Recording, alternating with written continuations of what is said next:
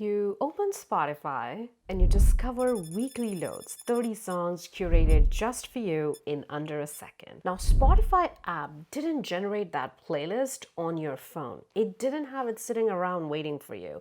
It sent a request somewhere else and something sent it back. Your listening history, a recommendation model, your saved artists, all assembled in real time. That's something is an API. And if you don't understand how it works, you don't actually understand how modern AI applications work. I mean, literally. Every engineer, no matter which role you're targeting, needs to know APIs. And in the next few minutes, I'm going to take you through APIs from the ground up. What they are, the architecture patterns behind real systems, and how they power AI applications and the infrastructure most people never think about. And at the end, I'll point you to some free resources and projects that you'll be able to build yourself. So let's get into it. So here's exactly what we're covering. There'd be 5 sections. The first one would be what an API actually is. Then we will talk about the anatomy of API calls, architectural patterns that you'll see in the wild. Then we will get into the authentication and security, because a 401 error will stop you cold if you don't know what's happening. And then fifth is how APIs power AI applications, including Python example hitting an LLM endpoint. So let's get started. What is an API really? Well, API stands for Application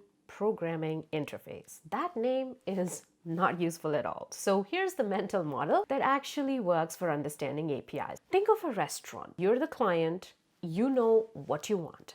The kitchen is the server. It has everything needed to make it. And you don't walk into the kitchen and grab the food yourself. You talk to a waiter. The waiter is the API. You hand the waiter a request, which is your order. I'd like some pasta. The waiter carries it to the kitchen. The kitchen prepares it, and the waiter brings that back to you as a response. Now, you never needed to know how the pasta was made. You just needed to know how to talk to the waiter. That's it. That's an API. Now, in software terms, your app is the client. Some other services like Spotify's recommendation engine, a payment processor, a weather service, that is the server. The API is the defined contract between them. It says, here's what you can ask for, and here's how to ask for it, and here's what you will get back. Now, back to the Spotify example. When you open the app, it calls Spotify's APIs. Give me this user's Discover Weekly. The API hits the recommendation service, it grabs your data, formats it, and sends it back. Your phone never needed to know any of that was happening. Now, that is the foundation, but here's what's most important to understand.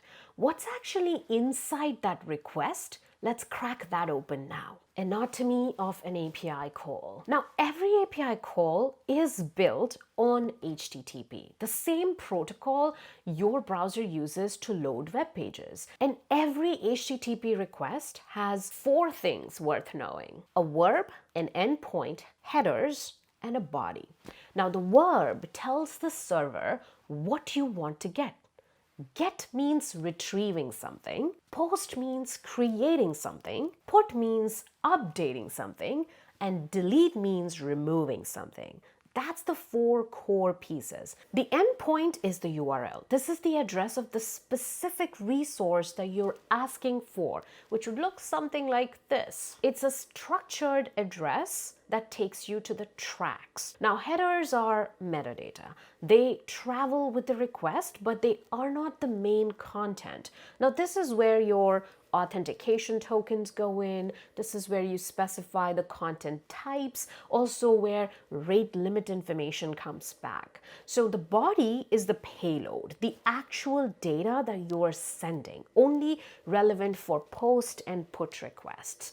And when the server responds, it sends back a status code, which is, let's say 200, which means everything worked, 201, which means something was created. 401 means that you are not authenticated. This is that 401 error I was talking about. 404 means the resource was not there. 500 means something broke on the server side. Now here's what this looks like in Python. Now 3 lines to make a real API call. The request library handles everything under the hood. You just describe what you want. Now you know what's inside a call, but not all APIs are structured the same way.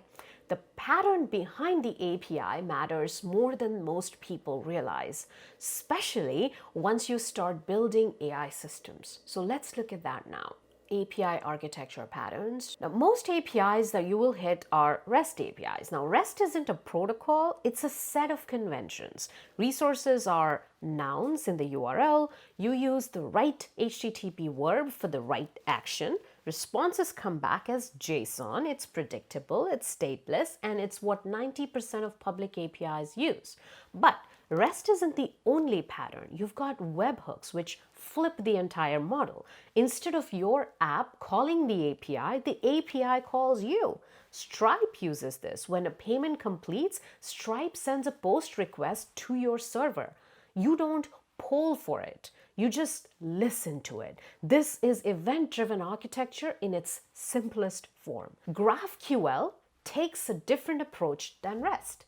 Instead of multiple endpoints for different resources, you have one endpoint and you send a query describing exactly the shape of data that you want. No overfetching, no underfetching. GitHub's API uses this. It's powerful, but it's more complex to set up. And then there's streaming. And this one matters especially for AI because instead of waiting for the full response before sending anything, the server sends data in chunks as they are ready. So you've seen this in action every time an LLM types out this response word for word. That's a streaming API. We will come back to this in section 5. Here's where most developers hit a wall. They understand the call, they know the pattern, and then they get a 401 and have no idea why. So let's fix that now. Authentication and security. Now, authentication is how an API knows who you are. And there are a few common patterns. The simplest is the API key, a long, unique string that you include in your request headers or in your URL. The API sees that key, matches it to your account, and lets you in.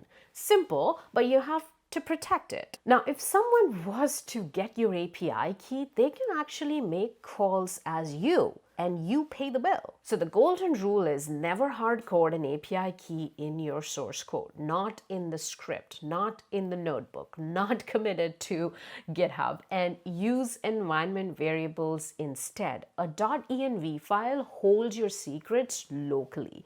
Python.env loads them into your own environment and your code never touches the raw key. This is the habit to build now before it matters to you. So for more complex authentication, you will hit OAuth. OAuth is what powers like sign in with Google type things. Instead of handing an app your password, you authorize it to access specific things on your behalf. It involves tokens that expire, refresh flows, and scopes that define how much permission you have. It looks complicated, but it follows a clear pattern once you've seen it work. Now, the short version: API key for server-to-server calls, OAuth when users need to grant permissions.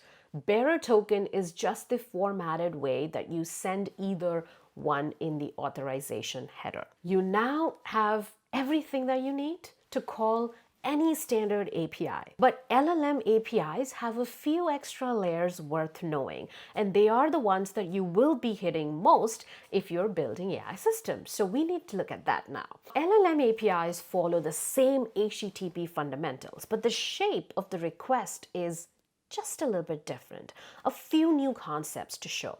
First is the tokens. Now, LLMs don't process words, they process tokens, which are roughly the chunks of characters.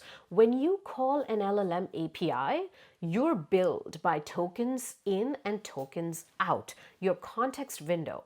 how much the model can see at once, in also measured in tokens. This affects how you structure your prompts. Now, second is streaming. Now, LLM responses can be long. Now, streaming means the model sends tokens back as it generates them, so your app can display the response progressively instead of waiting for the whole time. This is what makes AI interfaces feel responsive. Now, here's a complete Python example hitting the Anthropic API with streaming. Notice the pattern here. You authenticate via the client, you structure the request with a model, a token limit, and a message.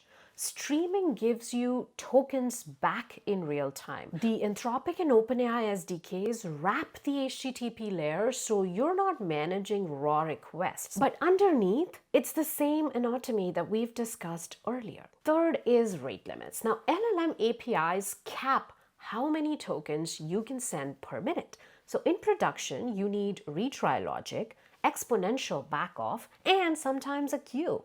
For development, just know the limit exists and build with them in mind. Now, 3 mental models to walk away with from this video. Number 1, APIs are contracts. They define what you can ask for, how to ask for, and what you will get back.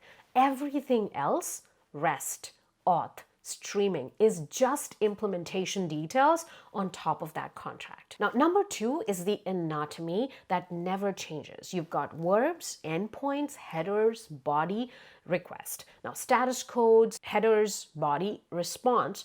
And once you can read the structure, you can debug any API call. And number 3 is auth is the thing that people skip and then regret because environment variables, token scopes, never hard coding secrets, these are very important habits to build. If you'd like to download the sketches from the video, they are put in the description as a link. Feel free to download that. If you'd like to get deeper in AI engineering concepts, I just did a video on RAG and how it works right here, and fine-tuning and how it works right here. I'll see you there.